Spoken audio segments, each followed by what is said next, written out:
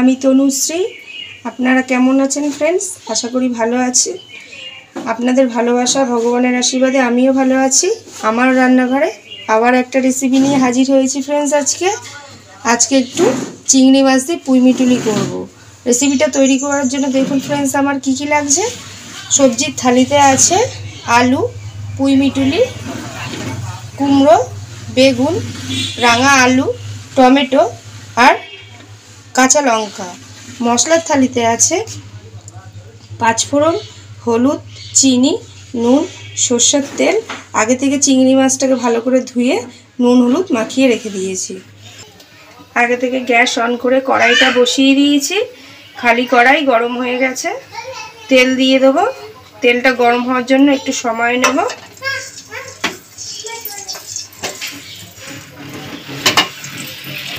তেল গরম হয়ে গেছে।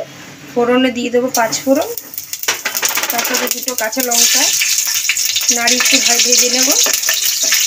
ফোড়নটা ভাজা হয়ে গেছে। সবজির থালি থেকে প্রথমে আলুটা তেলে দিয়ে দেবো। আলু দিয়ে দিয়েছি। আলুর মধ্যে অল্প একটু নুন, অল্প একটু হলুদ দিয়ে দেবো। দিয়ে লাল লাল করে একটুখানি আলুটাকে ভেজে নেব। আলুটা লাল লাল করে ভাজা হয়ে গেছে। আগে থেকে নুন হলুদ মাখিয়ে রেখেছিলাম চিংড়ি মাছটা দিয়ে দেবো। চিংড়ি মাছটা দিয়ে একটু নাড়াচাড়া করে নেব। চিংড়ি মাছটা হালকা করে ভাজা হয়ে গেছে আলুর সাথে। চিংড়ি মাছটা খুব একটা কড়া করে আমি ভাজবো না, তাহলে চিংড়ি মাছ শক্ত হয়ে যায়। সবজির থালি থেকে এবার একটা একটা করে সব সবজি দিয়ে দেবো। কুমড়ো, বেগুন, রাঙা আলু, পুঁইমিটুলিটাও দিয়ে দেবো।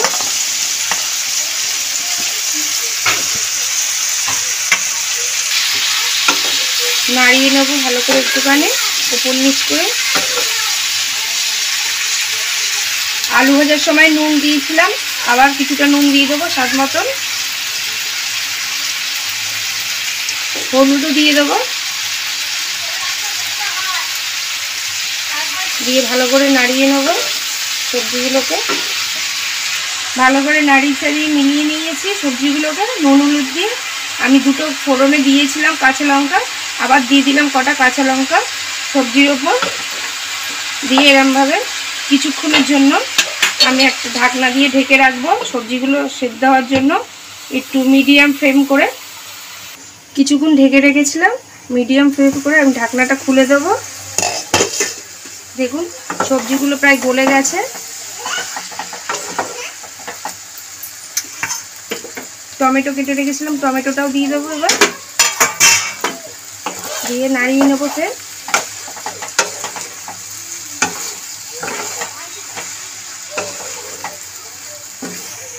টমেটোটা দিয়ে একটু নাড়িয়ে নিয়েছি।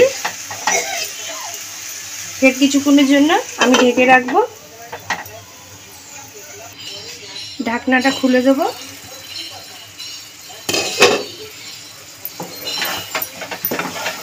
মোটামুটি তৈরি হয়ে গেছে চিংড়ি মাছ দিয়ে পুঁইমিটুলি। আমি এখানে কোনো জল দিইনি ফ্রেন্ডস, এরকম ঢাকা দিয়ে দিয়েই পুরোটাই তৈরি করলাম।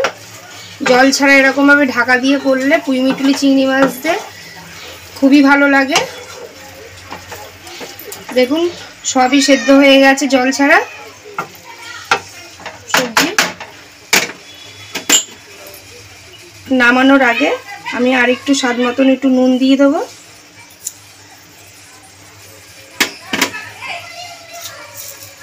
চিনি দিয়ে দেবো।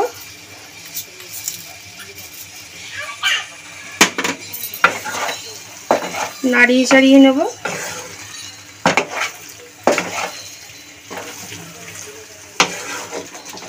ঢাকা ছাড়া কিছুক্ষণের জন্য আমি একটুখানি এরমভাবে রেখে দেবো, যেটুখানি জল আছে যাতে শুকিয়ে যায় জলটা। ব্যাস রেডি হয়ে গেছে চিংড়ি মাছ দিয়ে পুঁইমিটুলি। আমি এবার এটাকে নামিয়ে নেব। ফ্রেন্ডস এই রেসিপিটা যদি ভালো লেগে থাকে একদিন বাড়িতে করে দেখতে পারেন।